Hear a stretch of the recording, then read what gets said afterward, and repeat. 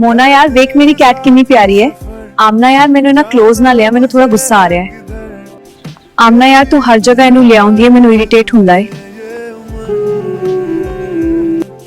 आमना यार देखना ही मेरे वाल आ रही है।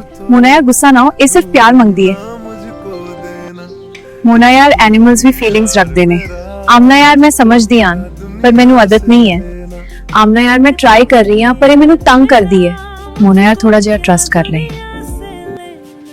आमना यार ये मेरे कोल आ रही है। मोना यार रिलैक्स में हाँ ना।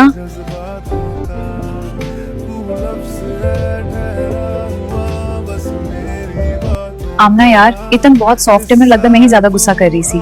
मोना यार मैं किया सी ना, ये सिर्फ प्यार ही करती है। आमना यार हुन मैनू लगता है मैं कंफर्टेबल हो रही हां। मोना यार मैनू पता सी तू मन जाएगी है।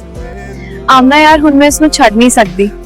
मोना यार हुन तो मेरी कैट दी भी बेस्ट फ्रेंड है। सादी सच्ची कहानी है। थाले कमेंट्स दसो किस किस दी दोस्त एवन अपने दोस्त नाल करदी है।